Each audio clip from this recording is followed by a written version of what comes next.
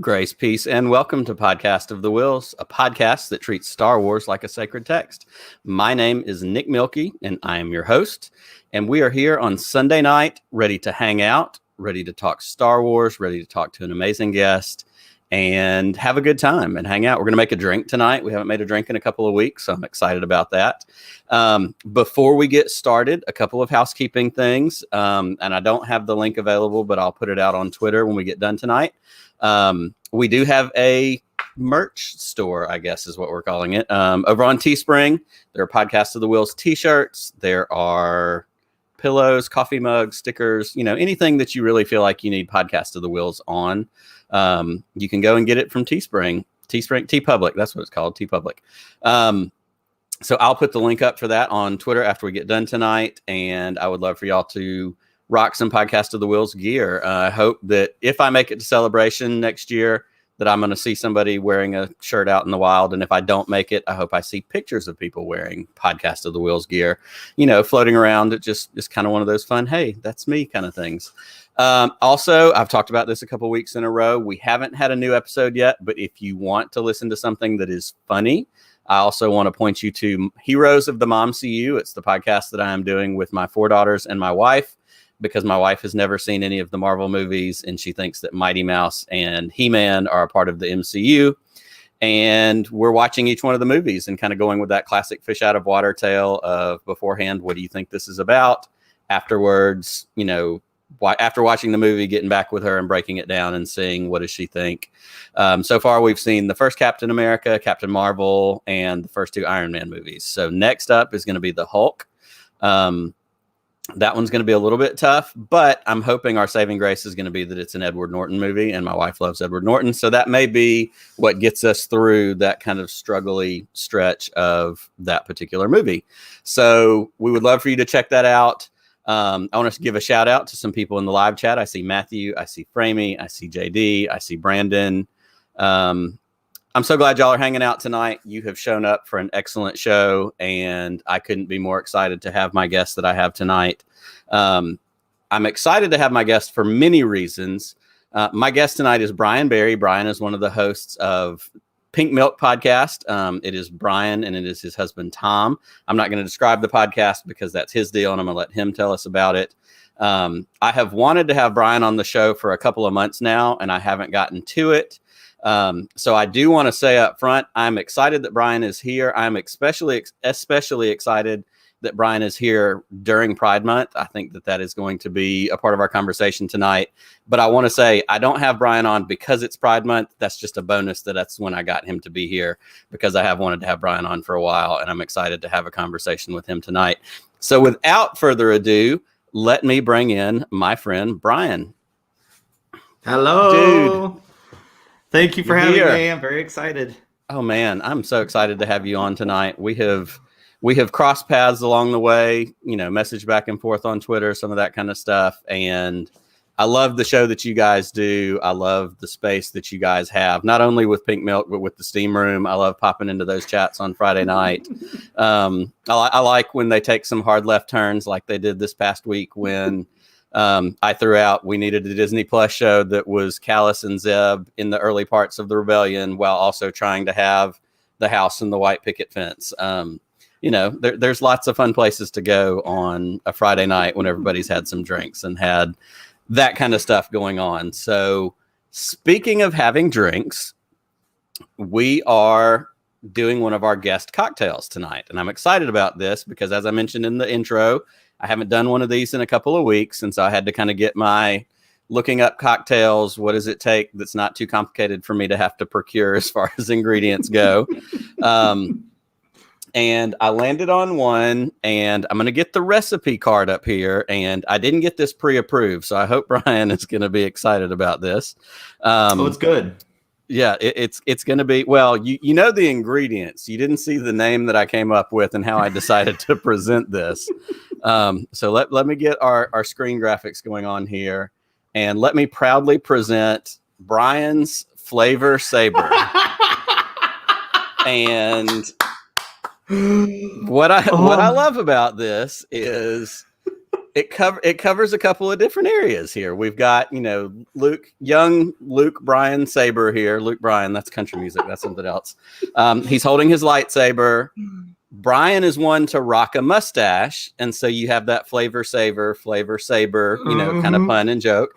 And then if we get into, a Friday night steam room thing, this could take on a whole other, meaning. So tonight we are making Bryan's flavor saber. And if he wants, you can tell Tom that I can send him the unedited version of this graphic without the words on it, just for, his own personal edification. So, I think first of all, he's going to appreciate the pre-dad bod. Like I did have that at one point in life. It was there. See? Probably wishes it still was. And I don't know. This tweet came out this week from, I don't know if it was Gentle Giant or which toy company it was that put this figure out, that it was up for pre-order or whatever. And they put up a couple of different pictures of this Luke Skywalker figurine that's coming out. And one of them was just the shot of him from behind. And that particular Luke has been doing some glute work. Like he had a very developed rear situation for a displayable toy that goes in somebody's house. So somebody's going to appreciate that. Well, for all those Din Luke shippers, he was just preparing himself to meet Din in a few months. Totally getting himself ready for that big moment. So as we are making our drink, and I know this is really enthralling for all of our audio listeners, so you just have to take my word for it and go pull up the YouTube video. I've got my Millennium Falcon glass. Hold on, let me switch the screen here. Got my Millennium Falcon glass. I've got my shot of gin that I'm going to go ahead and throw in here. I've got my orange juice, and what good person from the South doesn't put their drink mixes in mason jars? So we got about half of that. Got my lemon juice, really fancy right here. Another mason jar, about half of that. You don't want too much, maybe. I've still yet to not pour this on my computer, but tonight might be my lucky night. Oh, this way. And then I've got the grenadine. It says a splash of grenadine. So we'll give that I'm not making this in a shaker. We're not super fancy around here. As indicated by the mason jars and the low production values. And then it called for a lime or a lemon for a garnish, but I didn't have any, so we went with the lime. So I have my Bryan's Flavor Saber, and I'm going to raise my glass and cheers to you. Cheers! Sir.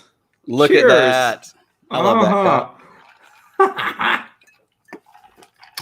Oh, tasty. This is good. I had to cheat. We were talking before we went live, and I am bachelor man for almost 2 weeks now. So all chores have been out the window, and we didn't have orange juice. So I substituted orange juice for seltzer water.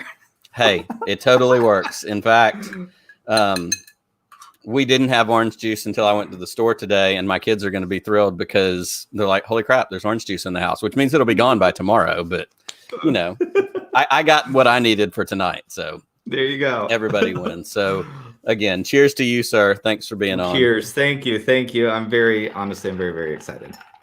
Well, and I'm still very excited for this tiki. It just showed up on my doorstep this week from a listener sent it to me. How amazing is that? That's absolutely amazing. Yes. Max Rebo tiki cannot be beaten. And that's one of those collectibles. There are always too many collectibles out there, and I see things, I'm like, oh, that's amazing. I wish I had that. Mm-hmm. And then I stop and remember I don't have room for that. I don't have the money for that. All these different things. But there have been a couple of those tikis that I've seen along the way that I went, I missed the boat on that. Like, there's the one that's the Millennium Falcon that's like a punch bowl that has the two smaller cups that go with it. There have been the R2D2 one, because I'm an R2D2 fan. There are a couple of those that I just think are fantastic. But as my friend Andy from Hollow Chronicles say, I can also enjoy that in your collection, so I don't have to have it for myself. So the benefit of Bryan, Instagram. That's exactly right. Somebody shows me an awesome picture, I'm like, man, that's fantastic.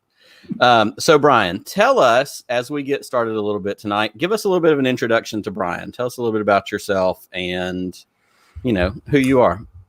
Let's see. I am a father and I am a husband and I'm a massive Star Wars fan and I'm about as simple as that and I think that's all there is to me.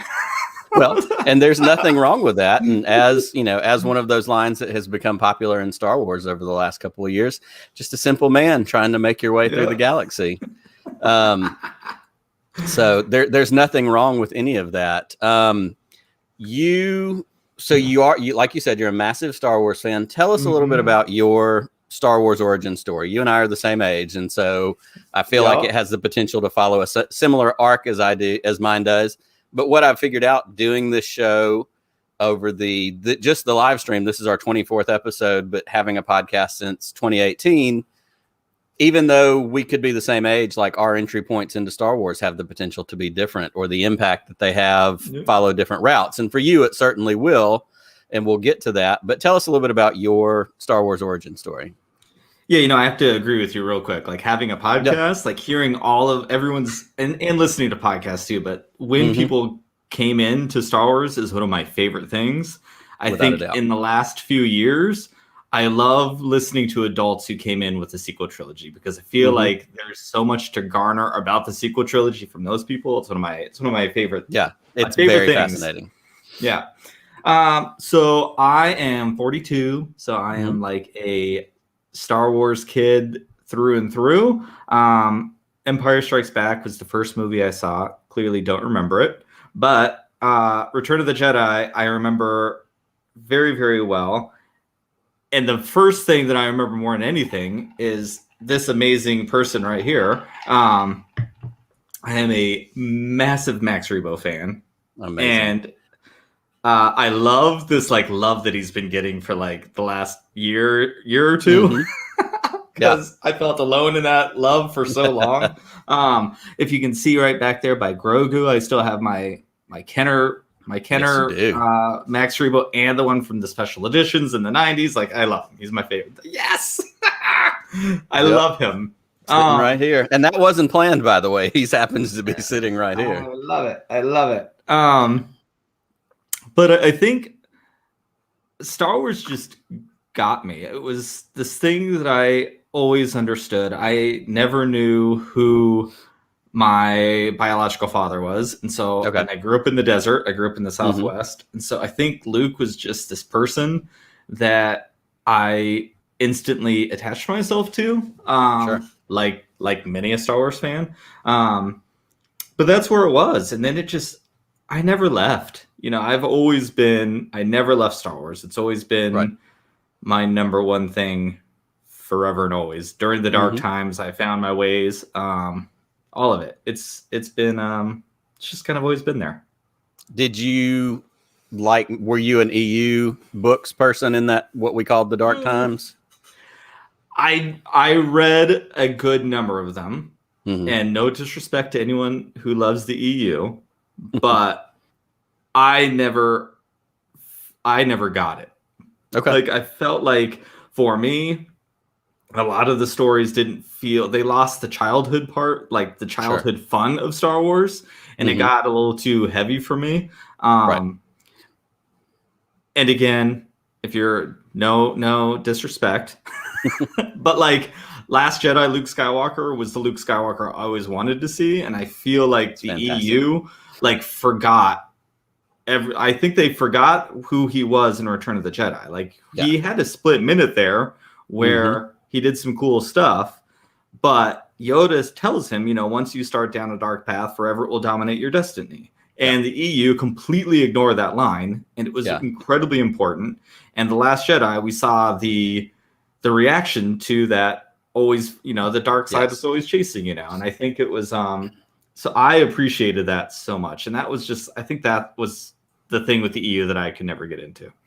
For me, I agree. For me, I agree. I loved the EU, and I read especially the Thrawn trilogy and the Jedi Academy Luke trilogy that Kevin J. Anderson wrote. Like I read those multiple times. I still love that Thrawn trilogy, but I think part of that is the nostalgia of when I read it, in junior high and high school. But I totally agree with you. Like the Luke in those books was superhero Luke. Like he was he was not as conflicted, and when he was, it wasn't the big struggle that we had gotten in Return of the Jedi. And, you know, I think one of the biggest parts of that movie that I loved was in those confrontational moments. And when he snatches that lightsaber up and starts to go after Palpatine and Vader blocks it, like he had made a choice and he had made the wrong choice and he was going there. And, you know, he steps back, but I love the idea that Luke continued on a journey that had him wrestling his whole life, because we all wrestle with difficult things and we all wrestle with decisions and the things and where are we going to go and are we going to make the right choice and follow the right path. And that felt very relatable, even as a kid seeing that. And so I agree with you. I'm an unabashed Last Jedi lover. It's, you know, easily, depending on the day, it could be in my top 3 outside of the original trilogy. But it's right there. And what I love so much about it is Luke and those conversations that he has with Rey in that cave where he's talking about, this is where the Jedi went wrong. These were the mistakes that they made.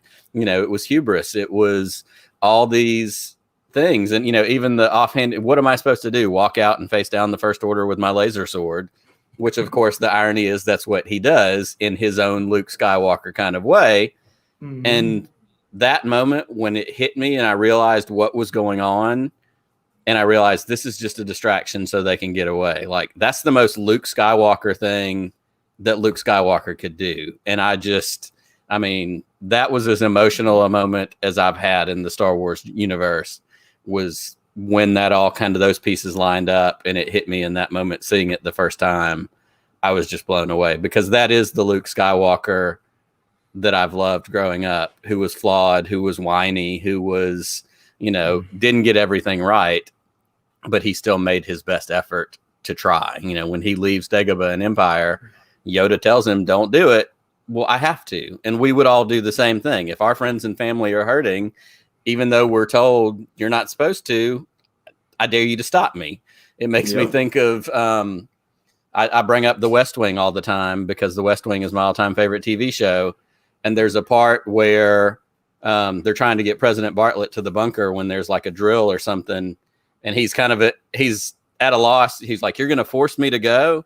And his chief of staff, Leo, tells him, he's like, you're going to go. He's like, and your feet might touch the floor once or twice on the way. Like you're going whether you like it or not. Yeah. You know, if something happens to my people, you can try and stop me, but I'm still going to do what I feel like I have to do. And that was Luke. And that's who, you know, so I relate to that a lot. And like I said, I do love some of those EU stories, but I totally see the perspective that you come from and saying, yeah, it's fun, but it wasn't really the story that I wanted to see a continued version of. Yep. Yeah. But I mean, like, I love the passion that people have for the EU for sure. You know, I think, yeah. Oh, and there's a million books that I have not read. Like I've read a handful of them. And I think my issue, and I tend to be this way with shows and movies sometimes too, is when I find one that I do like, I'll just go back and read that one again, or I'll go rewatch this same show over and over again, instead of going, wait, there's 3 other. I'm not a Pokemon guy. I don't have to catch them all. I just have to catch the ones that I like, which I'm way too old for Pokemon, but I do know that's a thing with catching them all. So you're not too old for Pokemon. Well, this may be. My kids have flirted in and out of it a little bit. But yeah, so you grew up with it, and then you went through, like we said, the dark time like everybody else did. And then we get the prequel trilogy in 99 and going forward. How was that for you? How was that coming into the prequels?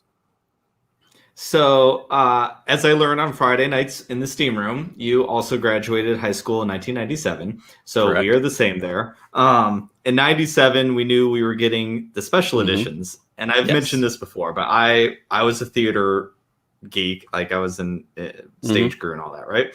So I always had 0 hour. My first period are always in that. And we had a blackboard. And starting from the first day of school, I had a countdown for every day until we got to, I don't know, was it 9? I guess it was probably New Hope back then. Yeah. So the hype was real. I was all excited. And then we got the announcement for the prequels. And it was bonkers because you never thought you were going to get that. And I was into it, and I have always loved all of them.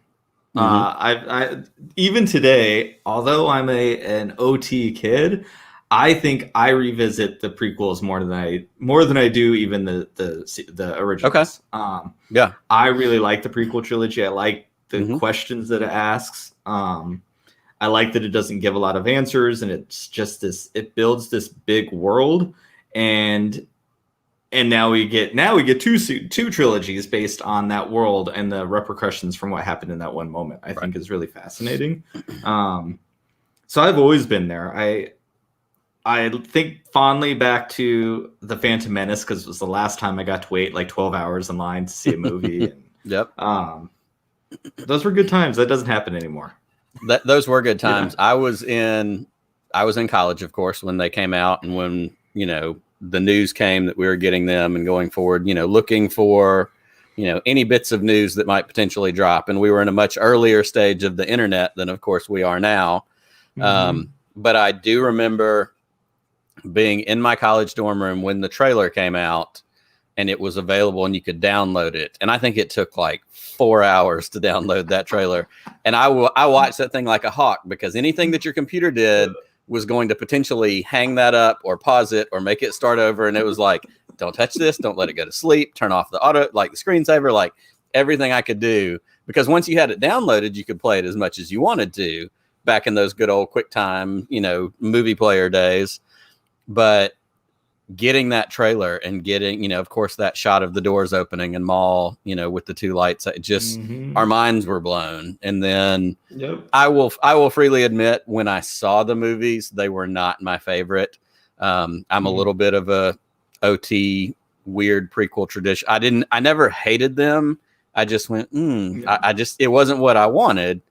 And I spent a little time making the jokes of, I don't recognize those, whatever. But the more I age, and of course, especially, and this is something that I think is very relevant, the more that I've seen how awful fandom can be sometimes, the more I have an appreciation for, okay, so it may not have been for me. And my entry, again, the entry into Star Wars, and what I remember showing those to my kids when they were smaller, and they gravitated more to those than they did the original trilogy movies, because they were a little bit shinier, a little bit more cartoony, a little bit more. And so I like what Joseph Scrimshaw says. I feel like I'm a reformed prequelist. And I like the idea of going, and again, also I'm a sucker for story and narrative. And so as we get the sequel trilogy and we get to see kind of the big arc and the big picture of it, I have even more of an appreciation for those prequel movies because of how they fit into this whole story and the things that we are still getting now with Bad Batch and Clone Wars and some of these other things, and getting to revisit things, whether it's Cad Bane or the Bounty Hunters or the dying aspects of the Clone War. I mean, Clone Wars, the series, was not my thing when it was originally on, and I've kind of had to go back and, get into it. But that season 7 of Clone Wars that came out last year, I was hook, line, and sinker. And I was hook, line, and sinker, especially for those Ahsoka episodes, because I love Rebels so much. If I can put anything behind those first 4 movies, Rebels fits right in there before all the other movies. Like, I love Rebels so much. And that's where I came to love Ahsoka. And so to go back and watch her journey and be annoyed by her at the beginning, and see by the time she's reached that maturity, leaves the Jedi Order because of what they did, like, that's real growth. And that's something that I think we've seen with the Clone Wars into Bad Batch now. And I had this conversation, I think, with Pete last week on the Twitter Spaces conversation. Clone Wars into Bad Batch has grown up with a lot of its audience. Like, when it started in 2012, 2013, whenever that was, to what we're getting now, like, it is grittier. It is more grown up. The stories and everything, but like, the primary audience would have been younger at that time. And so I'm fascinated by those evolutions. And again, that gives me appreciation for the prequel trilogy because of where that all fits into all the other things that I love so much. Yep. Yeah, I'm with you. I mean, I Clone Wars, that was the toughest pill for me to swallow. Clone Wars is above anything my favorite Star Wars. Okay. I think I've said this many, many times, and I fully believe that it is the foundation that all of Star Wars sits on now. I love the Clone Wars. I love what it brought. And I have to say, like, I was never big on social media or anything before we had a podcast, so I didn't. Sure. I was very much in my own little Star Wars bubble, so I didn't know like everything that people didn't like. Thank God I didn't know people hated Ahsoka, because I probably would have become that not nice fan trying to defend my girl. But I think I love how Clone Wars has led into the Bad Batch, because I think the Bad Batch is probably the most rock solid start to any Star Wars ever. Like, that show has just like kicked off on all high gears and is just getting better and better. And I'm a big fan of Rebels too, and to know how Star Wars animation works and how we're just going to get bigger and bigger and bigger, I can't even imagine where we're going to go. Like, it's really exciting. And I think too, and especially with the Bad Batch, talking about it growing up with audiences growing in, and I'm older than what the Clone Wars audiences would have been initially, kind of the original target, not that it wasn't for me, but as a parent, and I think you can connect with this too, the parental themes in what I often call the Dad Batch is phenomenal. Like in this episode, this last week, when Bane's trying to get Omega back, and right before he breaks that communicator, it's not on screen, but I had the captions on, and she says, "Hunter, I need you," and screams that. That's that, like, if I'm trapped and if I were to know my kids were somewhere and I couldn't get to them to help, like, crushing my soul, like those moments of that. And then by the end, when they're having that conversation and he promises her she never has to go back, like, it got real dusty up in there a couple of these episodes talking about those relationships, because again, it's a kid story and it's fun on one level, but like, it's speaking directly to me as a father and as a parent. And that's so powerful. And that's what I love about storytelling. Yep. Yeah. I did not like the Bad Batch in the Clone Wars. Like, same. We tried rewatching them for the podcast, and I stopped because I was getting too negative, and I was like, I don't want to be like that. So I'm exactly with you. Excited. Yeah, I was excited because I have full faith in Dave Filoni. But then that show came out and it just proved me completely wrong. And I can't help but watch that show as a queer person and feel that it is a very queer coded show. We talk about that a lot on the podcast, especially the live stream, that as a group of people who were already minorities from everybody else, they were treated differently their whole existence. And as a queer person, I oftentimes think about one of the hard things, at least for me, is we look like everybody. We look like the rest of our family. We look like the rest of society. And then suddenly people find out that you're queer and they treat you very differently. And sometimes I think it's a benefit, and sometimes it's really, really hard. But the Bad Batch is going through that. They weren't accepted by their own kind, by their own species, or whatever, however you want to phrase it, but then they were needed by the government. And then they were paraded about sometimes by these other people. And now the government is telling the entire galaxy who they are. And as a queer person, our government has told us who we are for so long. And it's just really, really relatable. And to see these people finally say enough is enough and start defining who they want to be is, it's really relatable to me in that specific perspective. And then you bring in Omega, and as a father to 3 kids from the foster system who've adopted all of my boys, like that scene, this last one, spoiler alert, when he's talking to Omega about, you'll never have to go back there. Like, I have had to have that conversation very specifically, if you're not going to go back to these homes that did not treat you well. And to see her, the weight that is lifted off her shoulders, it's I feel this way. We'll get into it, I'm sure, when we get into our things later with Din and Grogu. But I think someone in that writer's room had to have been a foster parent, because there's just stuff like, well, and I love, and it was such a little thing, but he said it twice, and that to me stood out. Like, he said it, and she said, "Really?" And he didn't say yes. He repeated, "You'll never have to go back there." And I've been there with my kids when they're scared of something, not in a adoption and foster situation, because my situation is different, but as a parent, I've had moments of needing to reassure my kids and make sure they understand, whether it's late at night and I can't sleep because I heard a noise, or, I've got some teenagers and we, circle into, I can't sleep. Why? Because I'm thinking about dying. We have those very real moments that happen to all of us growing up. And so the need to be able to, I'll do anything I can to assure my child, you're safe. I wouldn't let anything happen to you. And that's what Hunter does for Omega in those scenes at the end. And I loved the choice that when she said, "Really," he didn't just say yes. He repeated the phrase, "You'll never have to go back there." Like, that felt very intentional and felt like something that a parent would do and say to their child. And so, and I love, in your perspective, and this is a great way to transition into talking about your podcast and talking about your show. That's so powerful to hear you talk about Bad Batch in that way and to relate to it as a queer person, because I've thought about it in some of those ways along the line, but not from that perspective.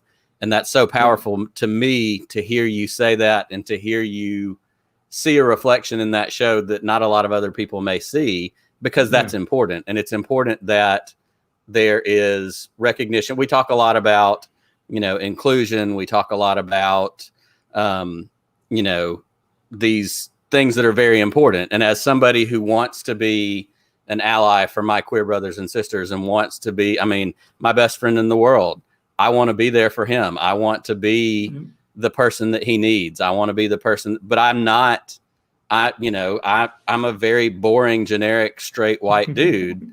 And so it's not something I know. And so to be able to listen to a podcast like yours, that's so helpful to me, because I get to hear a genuine perspective. And the Steam Room, I love tuning into the Steam Room on Friday nights, because that's, I'm the minority there. And I love that, because I want to sit and listen. I want to sit and hear things that I would have never considered, because it's not my world. And that's important to me. So tell us about Pink Milk. Tell us about, and I love, because as I talked about in the intro to our show, our Mom See You podcast with my wife watching Marvel movies is kind of like you and Tom when it comes to Star Wars, but I think Tom's probably closer to Star Wars than my wife is to Marvel. But tell us about Pink Milk. Tell us about the shows that you guys do. So when we first started, so Tom, our husband and husband episode, which is like how it all started, was for us super fans and those forced to listen to us. So we kind of thought that was going to be the, I'm really blurry. We thought that was going to be the, like the thing that kind of stuck, right? Sure.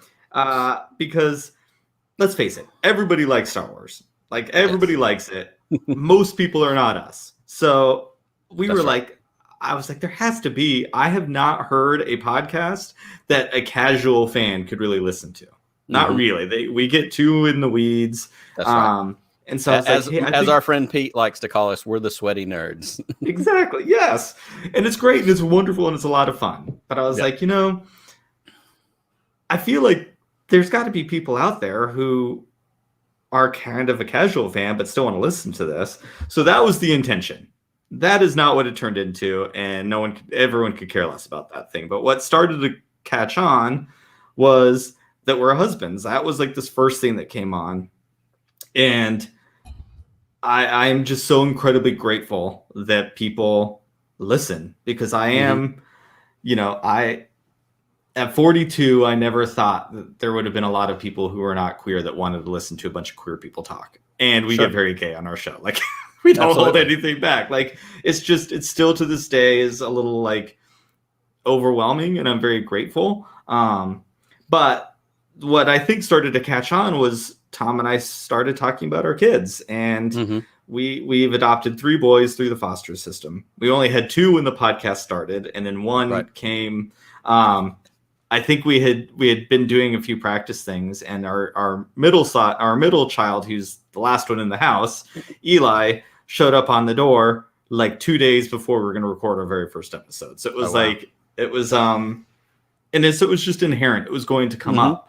And so much about Star Wars is about found family anyways. Without a doubt. I think we were lucky that people reached out early on and said that they liked those kinds of things, and it felt very natural to talk about it. And then I realized, part of what I wanted to start it with was that I didn't know at the time of any other queer Star Wars podcasts. They were out there. I just didn't know what they were.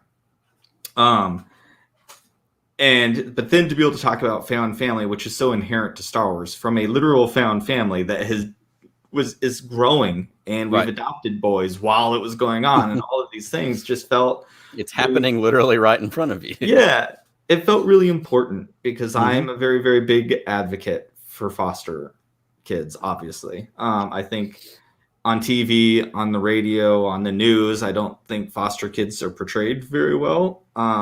Oftentimes. Which is sad. So I wanted to show a family like ours, and as gay people, that you don't see a lot of families like us. Absolutely.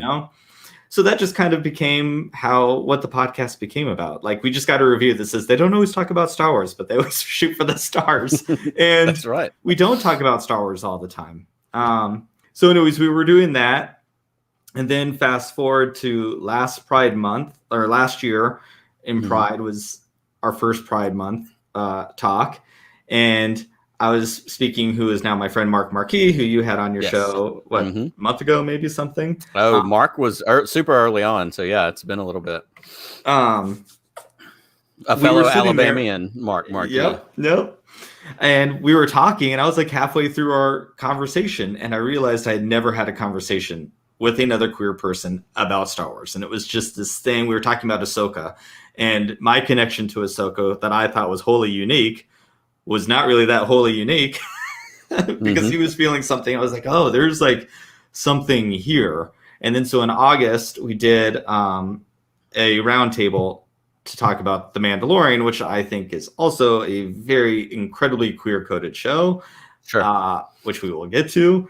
And so we got together. There was like 14 people by the end of these like 6 episodes to all talk about The Mandalorian, specifically as queer people.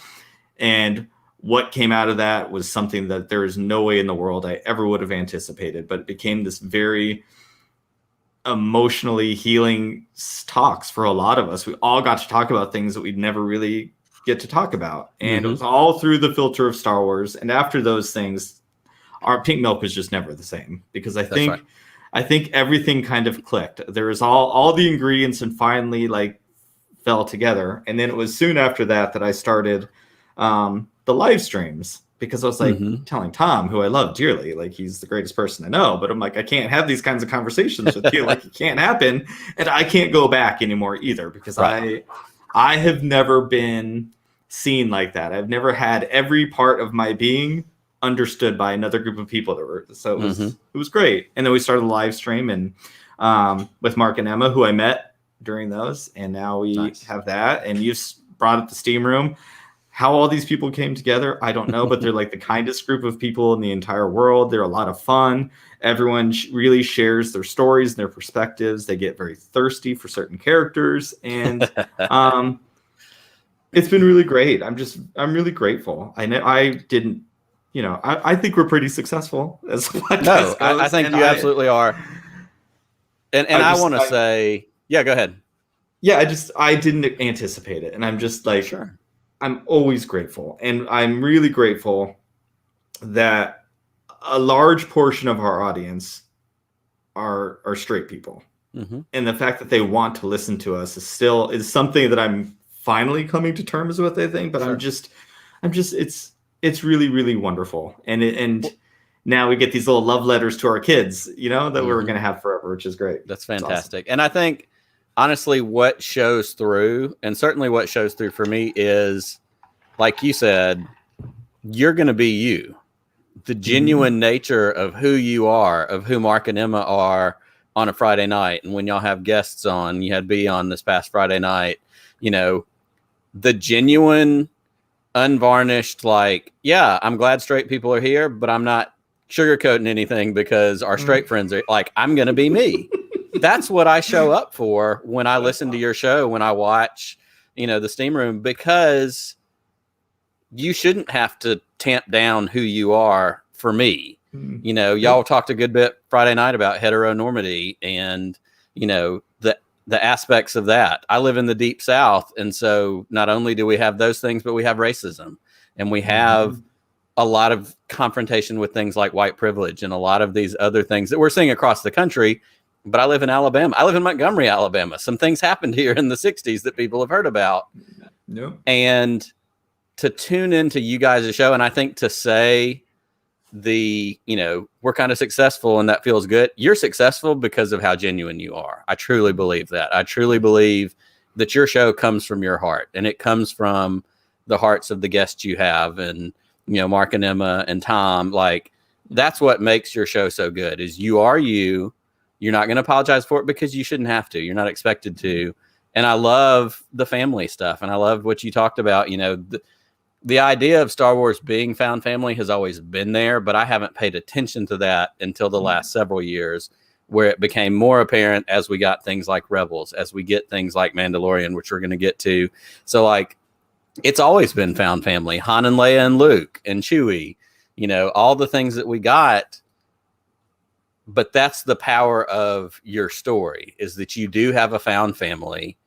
Your found family is who you are, whether it's your kids and your husband, or whether it's the Star Wars community that you are a part of, that's as vital a part of the Star Wars community as my part of the Star Wars community, but it's smaller and needs the ability to be recognized as, hey, we love Star Wars too.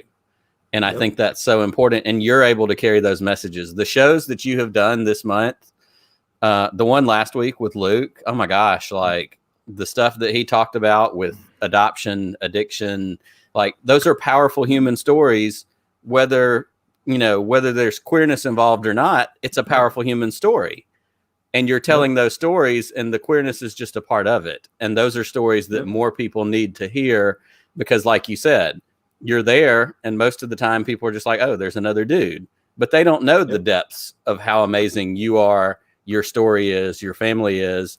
And so I love that Pink Milk gets the chance to tell those stories. I think that's really, really important. And that's another reason why I was so honored that you were able to come on, not only just to be on the show, period, but to be able to be on during Pride Month, because, you know, there's a lot going on. And I'm sure Pride Month for you has different, you know, meanings and feelings and things. As, you know, for me, I want the opportunity. I don't want it to be a fake show. I don't want people to be like, oh, he wore a rainbow thing one time. Like, I want people to know that I'm an ally. I want people to know that I love them and support them no matter who they are. But when June is over, I don't want it to stop. Like, you know, my wife bought a doormat for our house the other day that says rainbow, and it says all are welcome with a heart on it. And I was like, that's fantastic. It's going to stay there when July gets here, and it's going to be there in December, because that's who we are. And that's not to make it about me, but that's to say, your story is important, and I want more people to hear your story. And so I'm thankful that you have the show that you have, and I'm thankful it has the following it has, because it is worthy of being heard and seen and watched. Thank you. Yeah. You know, I love where Star Wars podcasts are going this last few years too. Like, I love all the news and all that. We tried it for a hot minute with the live stream. It's just not who we are. Like, it just doesn't work. I love Star Wars because I'm not particularly religious. I never had a church to go to. I never felt comfortable there. And it was actually my husband, who is very religious. He is an Irish Catholic through and through. Nice. And he was the one who told me early on that, and in the most respectful way, that I'm just grateful for him to say this. He's like, but you look at Star Wars like I do when I go to church.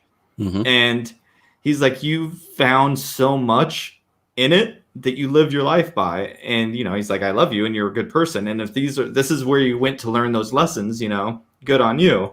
And so I've always been really concerned with that. And that was one thing that I did at the beginning of the show. I wanted to talk about the human experience and our intersection with queerness and the human experience, not exclusively only queerness. Sure. But that's the only perspective I can share about. But like, and how it interacts with Star Wars, because I think that at the end of the day, we can all love the pew pew pews, we can love all the toys that we have behind us, but those are not the things that get any of us to come back to. It's right. All of these things underneath that are hard to talk about. It's really hard. When I have a guest come on and they can open up like Luke did, I am so beyond appreciative, because Laura knows I have shared some very big, very hard, very personal stories, and it is not easy to put it out there. Right. So when people do, I'm really honored. But I think that is what ties us all together as Star Wars fans. And I'm glad to hear more podcasts doing those kinds of things. Absolutely. Well, I love what you guys do, and I'm a huge Pink Milk fan. So I will shout Pink Milk from the mountaintops every chance I get. And I want to use this as an opportunity to kind of transition into our top 7 list, because what we are doing tonight, we've done this a couple of times, and I said this to you in the email when we were kind of figuring out what we wanted to talk about tonight. We have done some kind of couples and pairing. In fact, when Mark was on, it was Valentine's Day, and we did Star Wars couples. And then I had Amy Rickow on when she had the I Love You, I Know book that came out, and so she kind of talked about couples and pairings a little bit. Yep. But one of the things, kind of like everybody having a different doorway into Star Wars, everybody can have a different list of pairings. So like this list really doesn't get old because we've done it before. And so what I did though is I named it. We're going to do your top 7 dynamic duos. We're going to borrow from like Adam West, 60s Batman.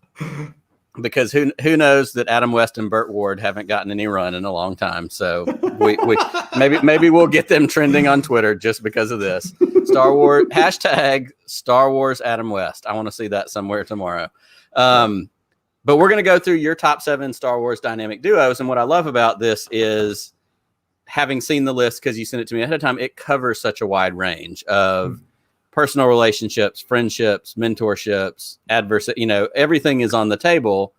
And it goes back to what we've kind of hit on throughout this so far, which is the grittiness and realness of life, whether it's our messy lives, being parents, having jobs, trying to be grown-ups versus playing video games when our spouses are out of town, that kind of stuff, or the grittiness of the Star Wars community and the grittiness of knowing there's real relationships in there. Like you said, the laser guns are fun, the ships are cool, but what keeps me coming back to Star Wars is the story and the relationships. Those are the things that draw me in, like the tractor beam on Leia's Tantive 4 at the beginning of Star Wars in 1977. That's what draws me in. So that's why this list really is kind of evergreen. And I was glad to do it when you sent me that. So we're going to jump into your number 7. And I'm going to get this going here. Your number 7 is Finn and Poe. Talk to us about Finn and Poe, because obviously this has been a very popular ship over the last couple of years, for understandable reasons. But give us Brian's take on Finn and Poe. So my take on Finn and Poe has kind of evolved over time. Like now, before The Rise of Skywalker happened, I didn't want them to end up together at all. I wanted Poe to be into Finn, and Finn to maybe give it a shot, but not be into it. Sure. Because I think I wanted to see like a relationship where a guy had a crush on another guy who happened to be straight, and they were able to move on and still be friends. Because I don't think that story happens a lot. And I thought that would have been really interesting. However, as times changed, and especially the marketing of The Rise of Skywalker, they were playing them up to be a couple so much. Right. And then we get the Rise of Skywalker. And those two actors were together. I don't care what Disney said. I don't care what J.J. Abrams and Chris Terrio wrote on the paper. Those two actors acted as if they were a couple. And nothing in the movie really contradicts that. Right. Really, not really. You know, I feel bad for Zori Bliss because I feel like Zori Bliss was a cool character, but I feel that she was kind of a homophobic insert to quiet down any rumors of what may or may not be going on. And I think it's unfair to the character because she was really great. And then we got the what I call the shut up kiss at the end, which is just insulting. I was more of a fan of the gay porgs in The Last Jedi that didn't even get any attention than the two that were trying to say, see, look, we really care about you. Right. We look at this thing we did for you. Yeah. But I mean, look at them. They're just so happy to, like, they're, you know, I wouldn't want that relationship. I don't have that kind of a bickering relationship with my husband. I know a lot of people do. But they were full on a couple. And I think they've become important to me because it was a moment that the characters spoke louder than the writers, and the characters were going to do what the characters are going to do, and it didn't matter what the story was saying. I think it's great. And I love in this particular scene that's on the screen, the GIF, depending on how you break that down. We include all versions of how you say it here. When Oscar Isaac is running towards him, that's right. We are inclusive of all versions of saying GIF and GIF. As Oscar Isaac is running towards Finn, just the way he says "buddy," like he's so truly, genuinely excited to see Finn. Like he couldn't believe it, And of course, the back in my jacket, no, keep it. It looks good on you. Like all of the little, and I think you're exactly right. I never thought about it that way, but like. The actors were there for it, and they were like, we're going to play it. And we're going to play it up. And they did have that kind of bickery, adversarial, but like all out of love. The little, so you're this, no, you're that. And, it just, it was so great. And I'm fully on board for Finpo. Yes, Jerry, I'm sorry. I meant Finpo. Give them their proper ship name. Or Storm Pilot. There's Storm Pilot people out there. Storm Pilot. There you go. Storm Pilot. All right. So number 6, this is another great one and takes us in a little bit of a different direction. We have Obi-Wan and Maul. And I can't think of Obi-Wan and Maul without thinking about this picture that I have on the screen, which is from their confrontation in Rebels. That episode of Rebels may be the best episode in the entire series for this moment alone. But like, I could write a novel about Obi-Wan and Maul, but please tell us your thoughts. Yeah. So the thing I love about Maul, I think he had no business being as wonderful of a character as he is, because he was really amazing in The Phantom Menace, but he had served his purpose. He did what needed to be done. And then we get the return in Clone Wars. Which again, I was like, really? Okay, well, whatever. Spider legs? What are you talking about? and then look who we have now. This like amazing Shakespearean character. And I think what I love about the relationship between Obi-Wan and Maul is when I watch them, I feel Maul is so representative of Obi-Wan's emotional state. I think there are two characters on either side of the same coin. And I love that they are both kind of after the same things. They go about it very, very differently. But what Maul does physically, I feel Obi-Wan has done emotionally a lot of times. Yes. No, I love that. And I know there's a lot of Obi-Wan. I love Obi-Wan too. But the moment when Maul kills Satine is a really big deal, obviously. And I feel like Obi-Wan kind of did that to her a long time ago emotionally. And it's what the Jedi did to the entire... to everyone. To everyone. And they just emotionally killed themselves. And now Maul just physically killed her. And it really drove the point home to Obi-Wan what he did do the entire time. And so I kind of love that. I love this pair for that reason. Absolutely. Well, and I think what you hit on is they're two sides of the same coin. Like you have this idea that, I love, and especially like you said, as Maul gets more fleshed out through Rebels what we get in Clone Wars season 7.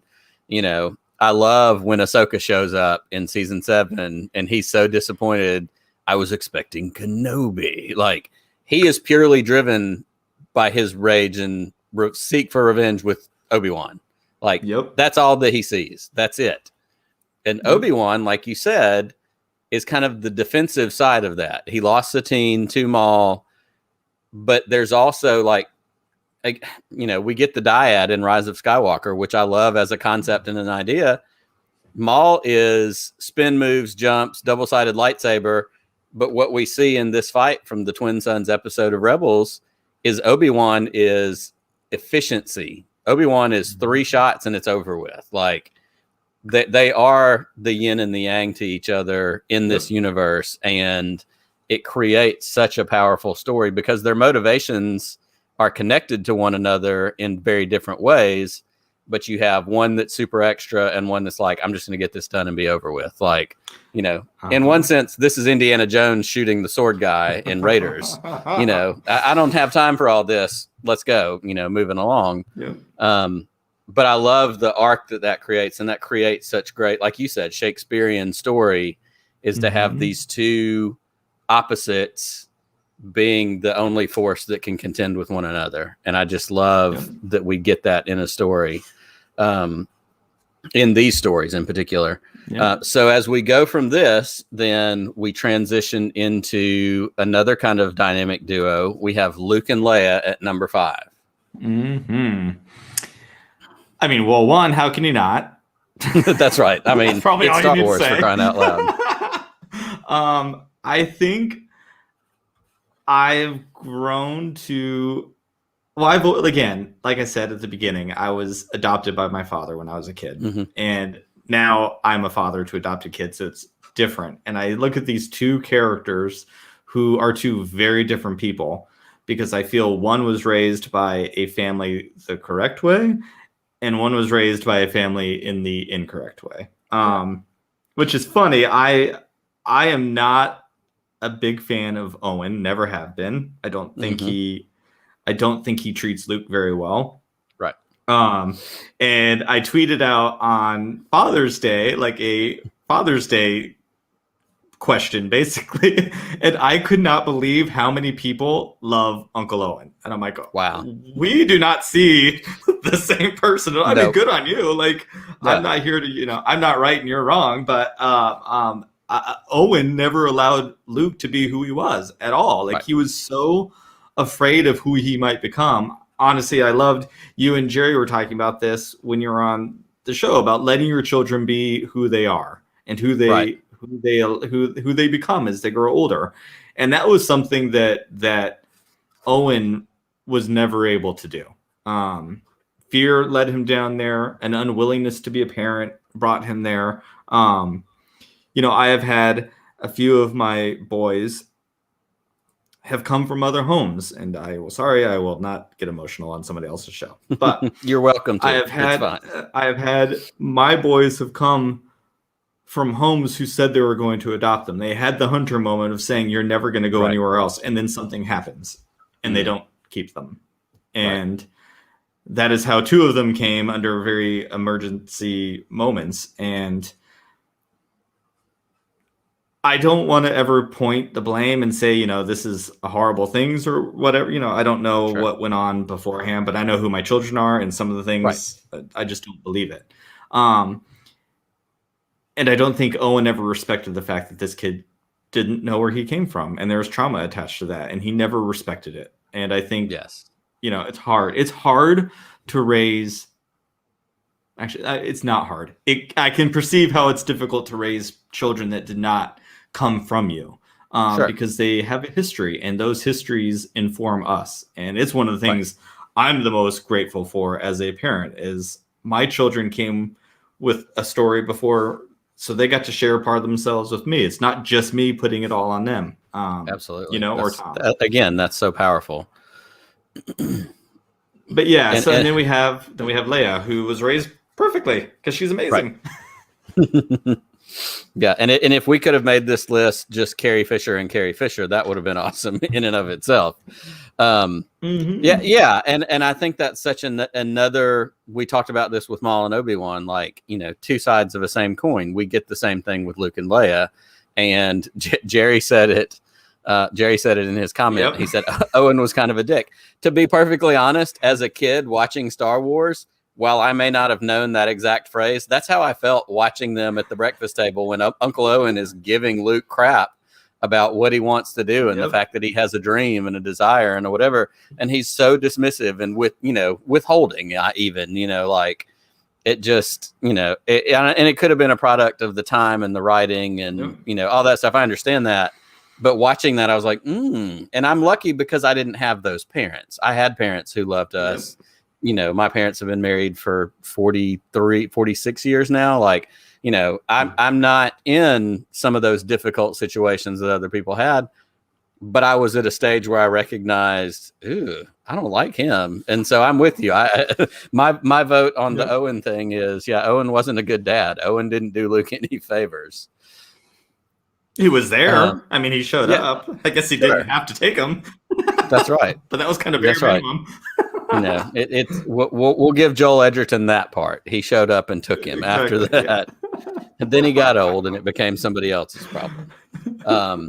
Well, I love that. So let's keep going. Let's get into number 4. And we've got number 4. This is such another great one. Kanan and Ezra. I love Kanan and Ezra. And of course, I have an unabashed love for Rebels, and I'm not going to spend all of your time talking about my love for Rebels, but tell us your feelings about Kanan and Ezra and why this is your number 4.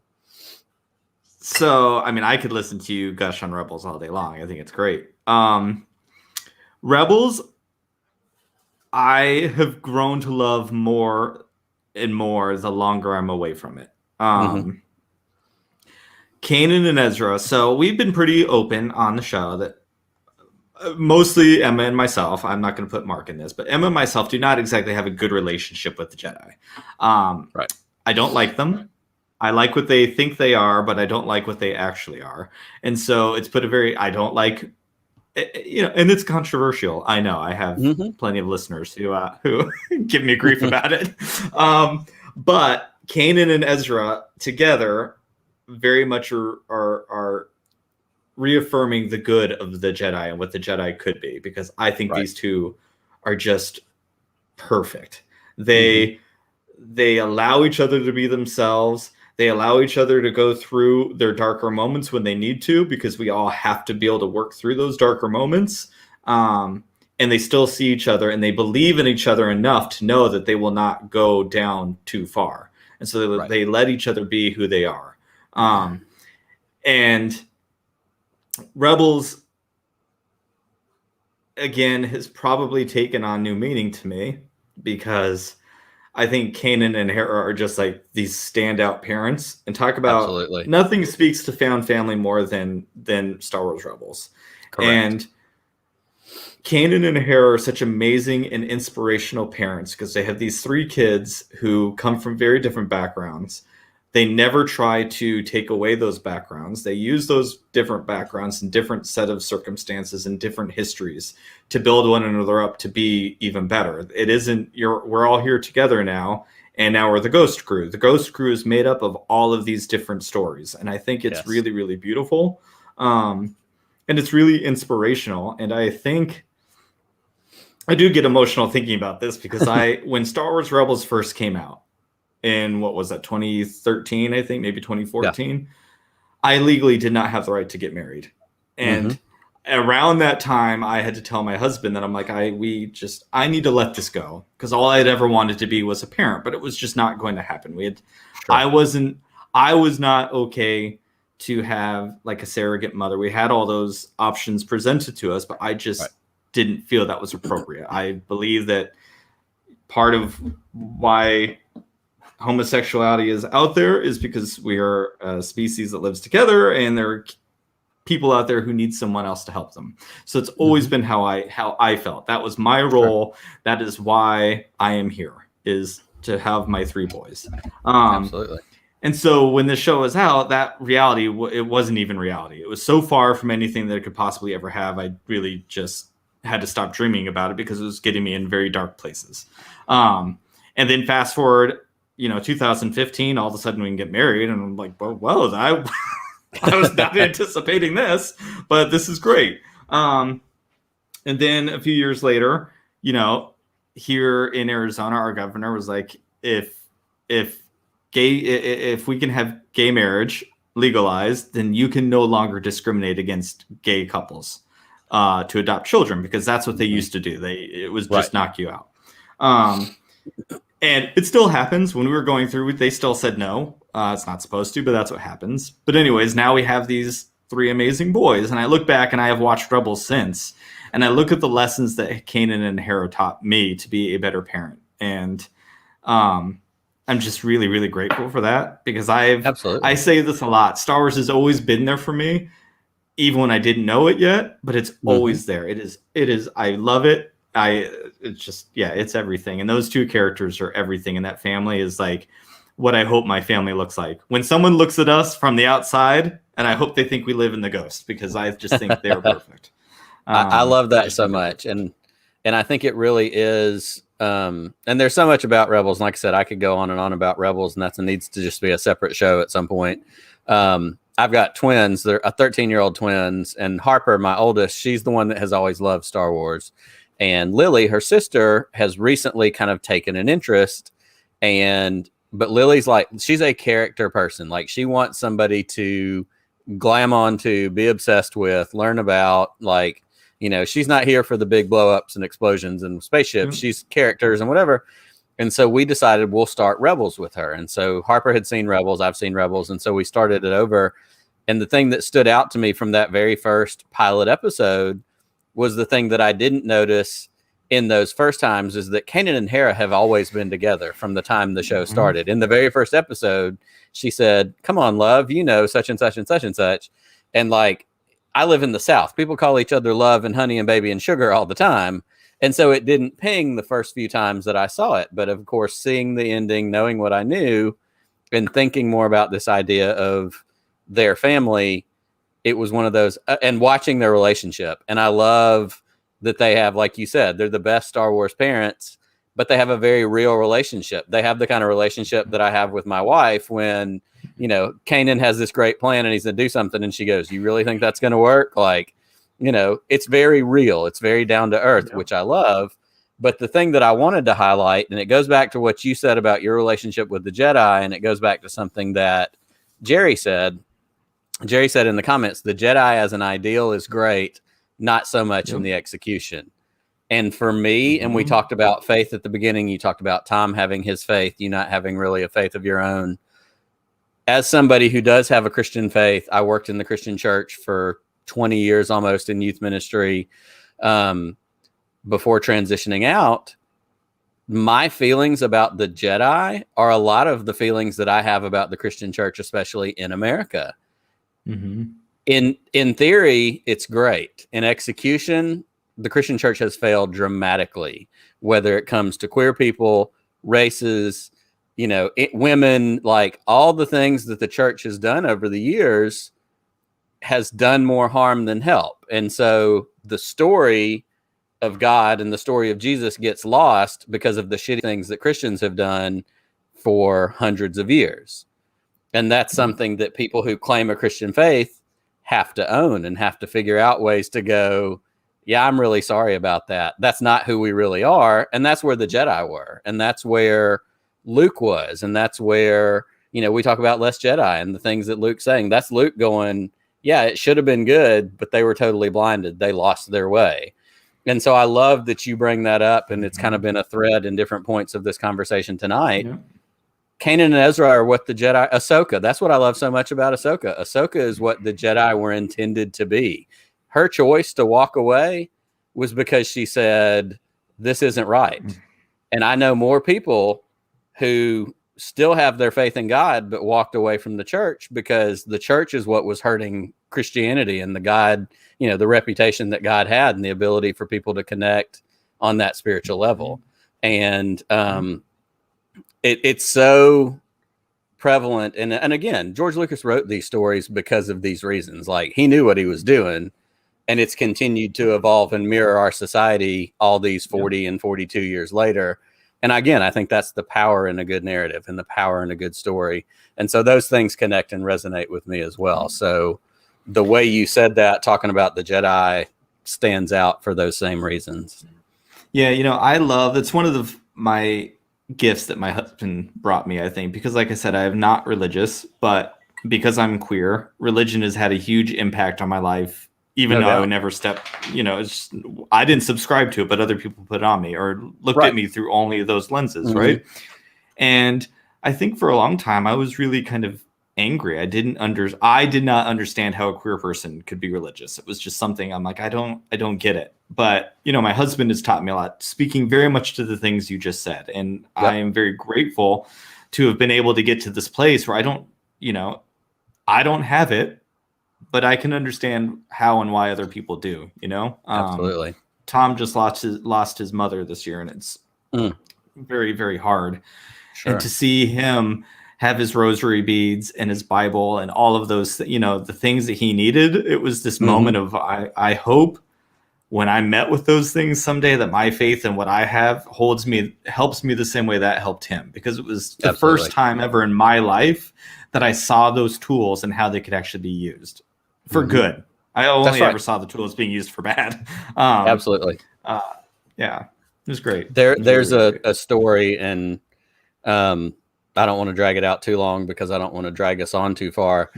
There's an author, Donald Miller, that I read years ago, and he has kind of gone some different routes. But one of the early stories that he wrote in one of his books that I loved so much is he went to Reed College in Portland, Oregon, which was at the time that he went considered to be the most liberal college in America. They had all these, kind of hedonistically themed, festivals and different things that are going on. And he tells a story because he grew up in Texas. He grew up, Southern Baptist and all these things. But part of his story was that realization that the church had hurt so many people and that all these different things had happened. And so at one of these big, like, hedonistic festivals that they had at their college, they set up he set up a reverse confessional booth. And he invited all these people to come in that were queer, alcoholics, drug addicts, whatever it was. And his whole thing was there to apologize for the things that the church had done and said about them, to them, whatever. And that's the thing that has stood out with me reading that book, 20 years ago now, was that's what Christianity looks like, is being able to, as a Christian, to look at society and go, look, we've gotten shit wrong. And we're sorry because God loves you as much as he loves me. And that's the way it works. Yeah. And again, I live in the deep South, so that's very problematic where I live, but I'm not going to stop being that person because the God that I choose to follow as my personal faith doesn't put me above somebody else and doesn't say that one person is worthy and another person is not. And again, to tie it back to Star Wars, those were those Jedi stories and the hubris of the Jedi and the blinding to, again, talking about Clone Wars Season 7, that middle part that I didn't care for, the Martez sisters, that was very intentional to talk about the people that live down below. And Ahsoka getting the opportunity to see, oh, this is what it really looks like. This is what life is, not up in the Jedi Temple, not up in, there's a reason for that story that I didn't care about at the time. But when I go back and revisit it, the story and the power is to say, yeah, we've gotten it wrong and we've got to figure out how we can help. Yep. That's a big deal. I love the Martez sisters. Oh my God. Love them. Absolutely. I like a lot of things in Star Wars. When I think I know it all and realize I don't, I have that newfound appreciation the more I sit back and go, let's think about this for a minute. What are we really talking about here? So number 3, let's keep this moving because, again, very appropriate. We have Ahsoka and Anakin. I love Ahsoka. I love Ahsoka. Maybe one of my top 3 or 4 characters in all of Star Wars, newly acquired over the last several years. Yeah. But this is a relationship that is also so important and has so many things that can be said. I mean, yeah, Ahsoka's everything.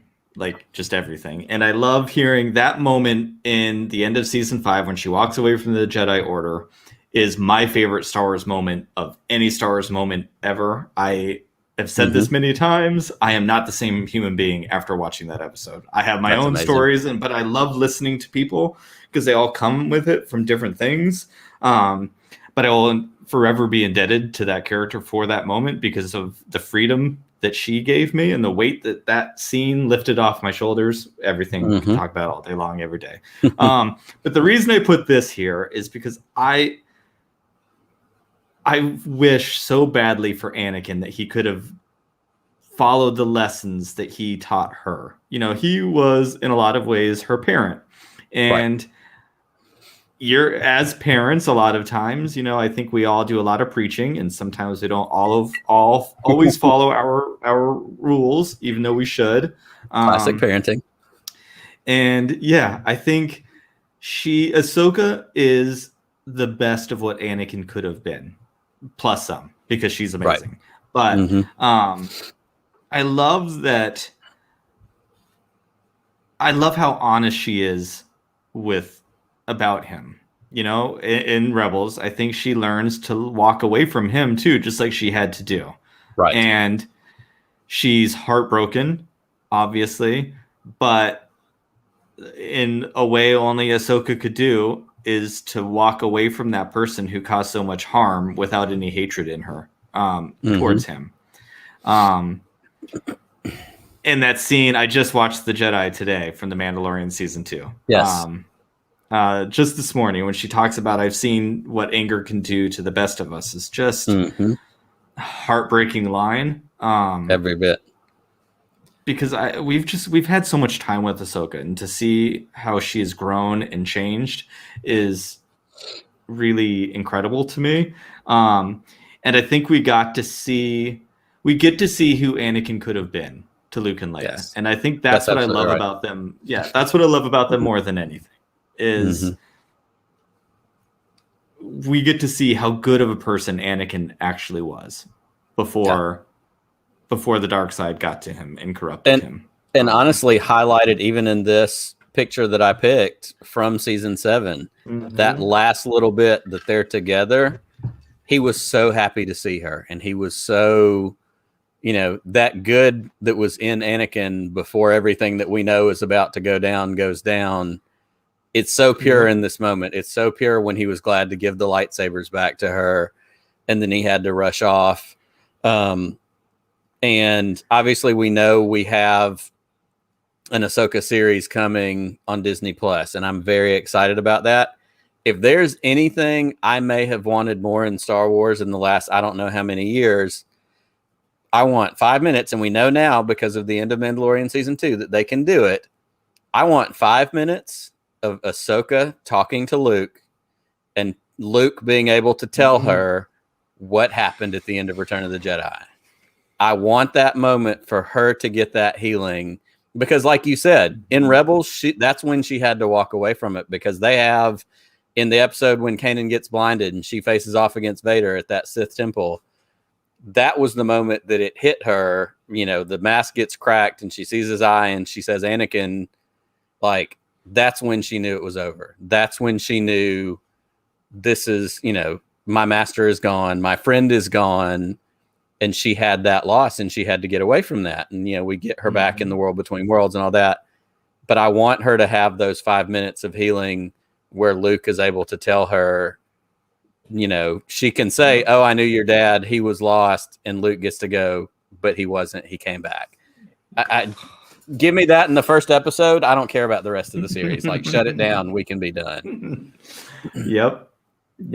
and like Jerry says, I will not be okay, but I want it so bad. It's so funny. I'm so concerned. Like I said, I mean, Ahsoka is probably my number one character above anything. But I'm like, oh God, I don't know if I want a series. And it sounds so like bad. But I'm like, I love Ahsoka's role now of coming in when she needs to be. I get very emotional the parts thinking of that she's the one who gets to say the name Grogu for the first time, because who else has the right to do that but her? And that is such an important part of Din's journey as a father, but it was also an incredibly important part outside of Star Wars and in pop culture in general. Yes. And for her to be able to give that to the world, because Baby Yoda became something no one ever would have anticipated. But correct. Without a doubt. Yeah, there's so much there. Well, let's jump into number 2 because this list has been phenomenal.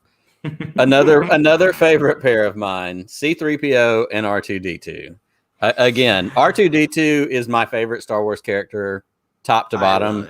My 1, 2, 3 basically is R2, Han Solo, and Ahsoka and Han may flip-flop from time to time. Those are my top 3, but R2, I love R2-D2. I love everything about R2-D2.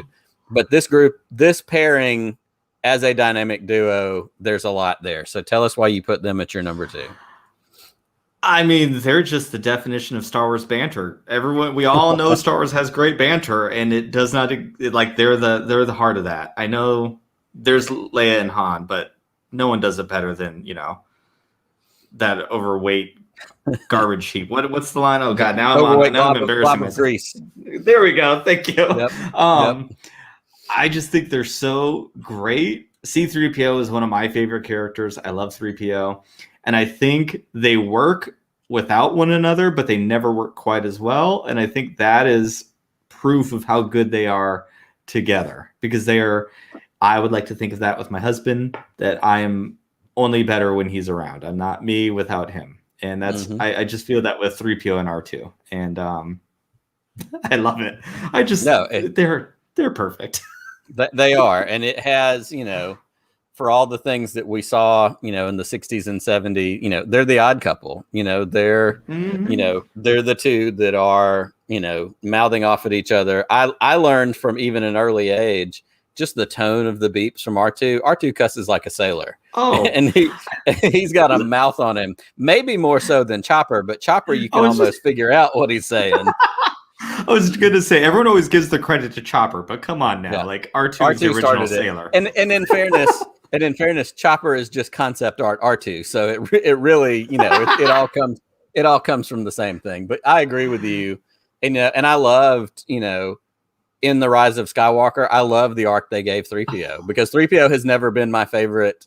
He was a little too annoying, a little too whiny, a little too prissy, a little too, whatever. But that arc that they gave with, the memory wipe and the whole, and it still had the humor, but I love the idea of, R2 never had his memory wiped. And I've said this multiple times. One of my favorite books, despite the fact that its author now, has had some problematic things he said over the years, is Ender's Game, Orson Scott Card. I love that book. I read it in college as a part of a philosophy class. I love everything about it. And one of the things that I love that came out of that book was they had the concept, they called it the speaker for the dead. For us, it would be a eulogist. It would be somebody who gave a eulogy or whatever, but it was a different kind of cultural thing. And that was the person that when you died, stood and spoke in your stead and told your story. R2-D2 is Leia's speaker for the dead. He was with her in those opening scenes. And as much as I wanted him to be on the adventure at the end, he was by her side where he needed to be, where he was supposed to be, because he saw that story through from the beginning, even before that with Padme, all the way from, top to bottom. So as much as I love that Palpatine was the big bad through the whole arc of the 9 movies, I love that R2 has play from the first movie to the last movie as the witness to this entire saga. To me, that's really powerful. And so to have his counterpoint in C-3PO is, it's just phenomenal. And like Jerry said, when he says in the that's not it. When 3PO took a last moment to take one last look at his friends, that's one of those it got dusty in here moments. It was just powerful because 100%. He made a choice, and we've all made difficult choices, and I would hope that if I had to make a choice to lay down my life for my friends, I would make it, but I'd want to see them one more time. I would want to go, I love you guys, that's why we're here, or whatever. So you can't beat this couple from the silliest of the sillies to the powerful emotional moments that they bring as well. There's both of it. 100%. All right, so number one, and we've hinted at number one a little bit along the way, and I think this is important, and I love that it's your number one because it relates back to the story you told about Pride last year, the Mandalorian rewatch stuff. So your number one, not entirely surprising, is Din and Grogu. The floor is yours, my friend. Oh, man, Din and Grogu, this is everything to me. My three characters, I think we all have our three, but Luke Skywalker, Ahsoka, and I never thought that they could be topped.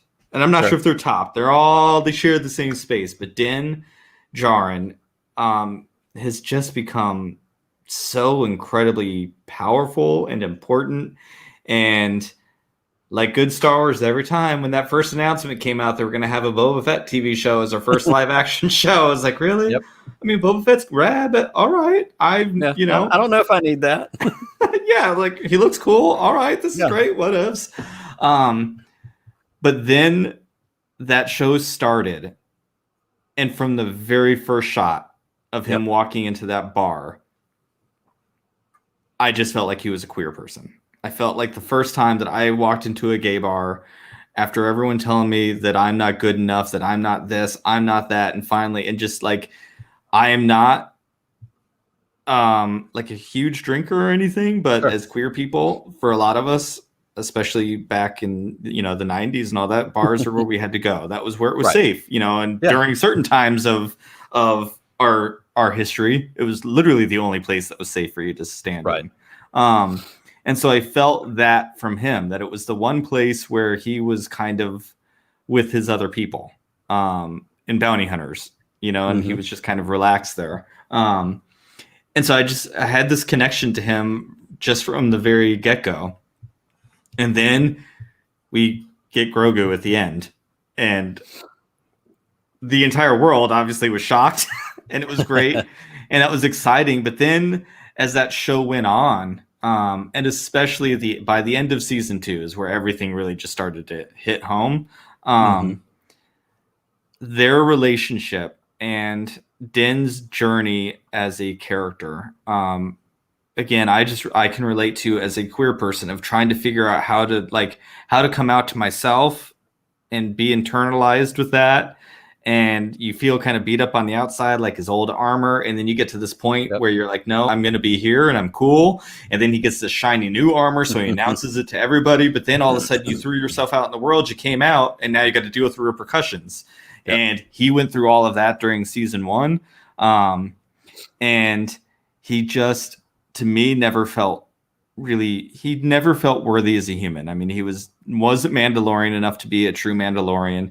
He wasn't a good enough bounty hunter to be a bounty hunter. He had a lot of stuff thrown his way. And then he meets this little baby, and the baby brought the absolute best out in him. And he had moments where I don't think he always feels worthy to be Grogu's dad. But I know I have felt that way. And then, and it's like, there's this little interracial family, and that's my family. And then we met Din Cobb. We met Cobb Vanth, and I'm convinced they're going to be together. I am a big Din Cobb fan. But, just this moment of, by the end of season 2, I think Din has accepted, when he hears Grogu for the first time, and Grogu turns to him with his little face lit up, it was this moment. But I think my very favorite moment of Mandalorian, it's probably up there in my top moments of all of Star Wars because of how it makes me feel. But that scene, I think, was the second episode of season 2 when that bounty hunter went to get Grogu. And, he sets him on the ground in exchange for his backpack or whatever. And Grogu runs across to him. Yes. And I know it was cute, and there was cute little gifts there. But it really, really hits me close to home. Because in that moment, to me, Grogu called him dad for the first time and knew who he was. And I know we never cared what our kids called us. And I hinted to this with Omega and Hunter too, but there's a moment when And, Grogu's been through a lot of trauma. Like, we don't even know everything he's been through yet. Right. But who knows how many homes he's been to? Who knows how horribly he was treated? He's just broken when Din first meets him. And as much as Din doesn't feel like he can be a father to him, he's the first person, I think, who looks at Grogu as a person. Because I will also say, while he was in the Jedi Temple, all he was a future Jedi and was not treated as a human being, because we've seen what the Jedi do to their Padawans. But here's Din, who just looks at him as a human, and he ran to him for probably the first time in his entire life that he got to run to someone who he knew would be there to help him. And that just, especially our son Eli, who was our last son to move in, was just broken when we first met him. He was just he was empty, and it's heartbreaking to see it. I hate seeing those early pictures, but to see these moments when our children first call us dad or realize that they're not going anywhere, it's so incredibly emotional. And I never thought I would see that story in Star Wars. And for the first time, I feel like I see myself in Star Wars, and I've always loved it, but I kind of had to look for myself in it.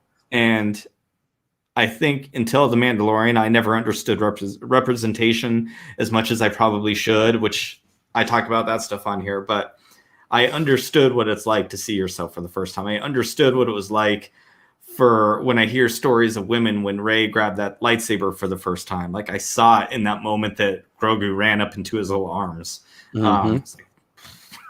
It's just everything. So that relationship will never be topped for me. There's just no way.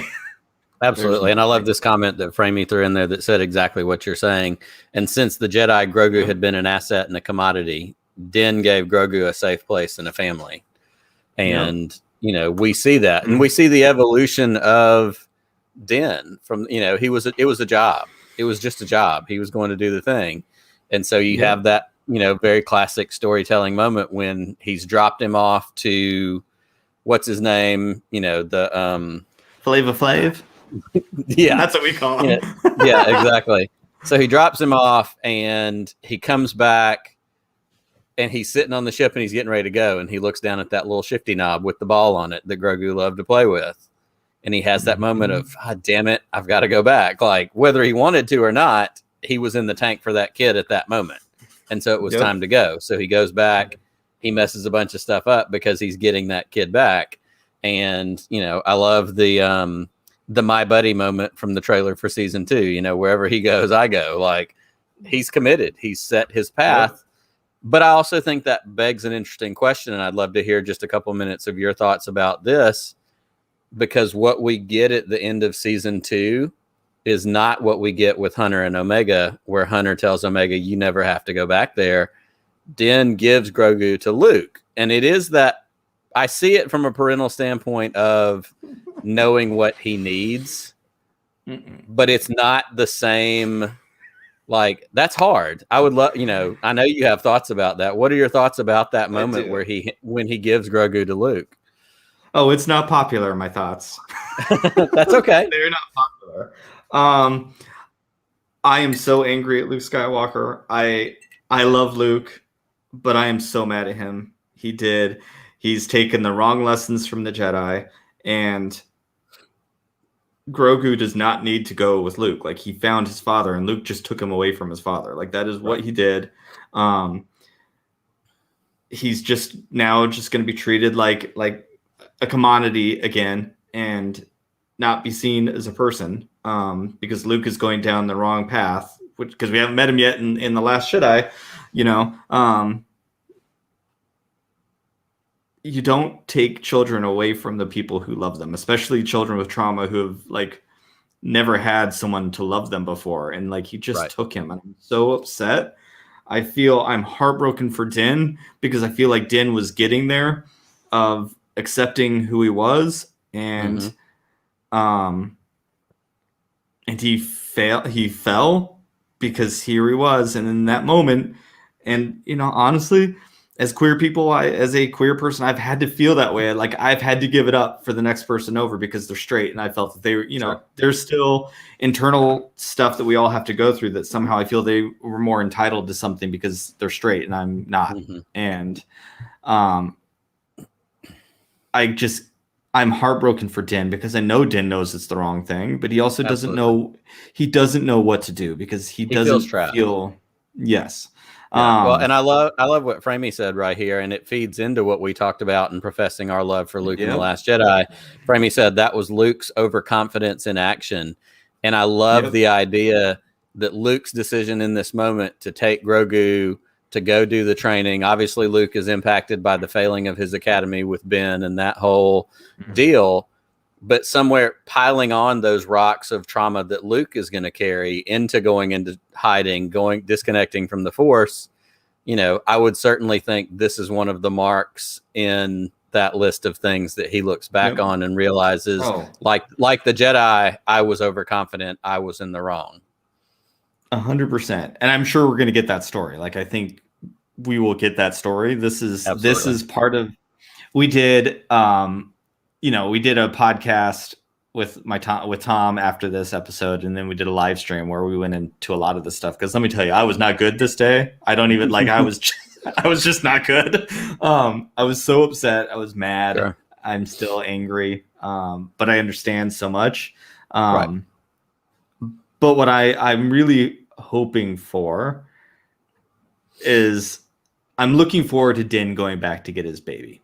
Because I don't think it's going to be as simple as Luke giving him over. I don't think Luke is in that journey. I think from a story perspective, I loved what happened because I feel like it is what you were saying. We're starting to build bricks towards The Last Jedi Luke. And I'm here for that as a story element, just as an emotional viewer. I was not here with it.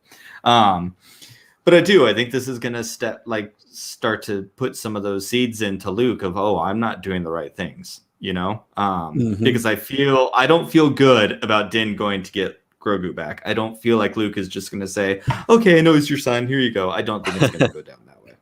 Yeah. I'm very interested to see where they're going to go with this. And obviously we have some time because we're going to get Book of Boba Fett first, which only builds my desire to go, no. I need you to resolve this story sooner rather than later. But Lucasfilm tends to know what they're doing. Disney tends to know what they're doing. As a general rule, they have got us right where they want us for the time being. So as much as I don't like that, I have to accept that and be excited about the other stories I'm going to get until we get that story and the resolution to that story. So, Same. Yeah, that's such a fantastic top 7 list. And I'm so glad that we did that. And like I said, and this is why when you put that out there, when we were emailing back and forth, and I thought, well, I've done this a couple of times, but the other 2 times were fantastic, but they were nothing like this list. And again, this list and this idea of pairs, couples, duos, partners, whatever you want to call it in Star Wars really is evergreen because it can cover so much ground. And a lot of that I think is informed by the perspective of the person making the list. This was your list. This was Bryan's list that was informed by being adopted, being queer, having adopted children. Like that informs your list differently than if it's my top 7 duo list.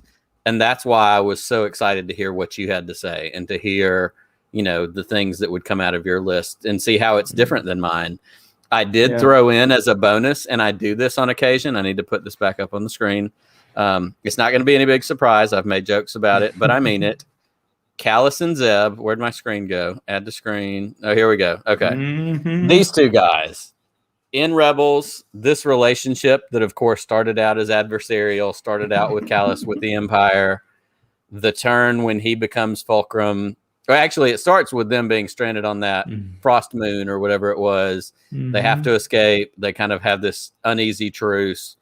But the friendship, and so in this picture at the end, when we get the wrap up and the, kind of the cap on the series, is Zeb essentially taking Callus home to meet his family.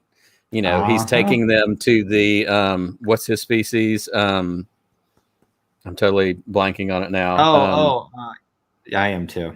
Yeah. Anyhow, concept art Chewbacca goes home to meet his family. Darn it.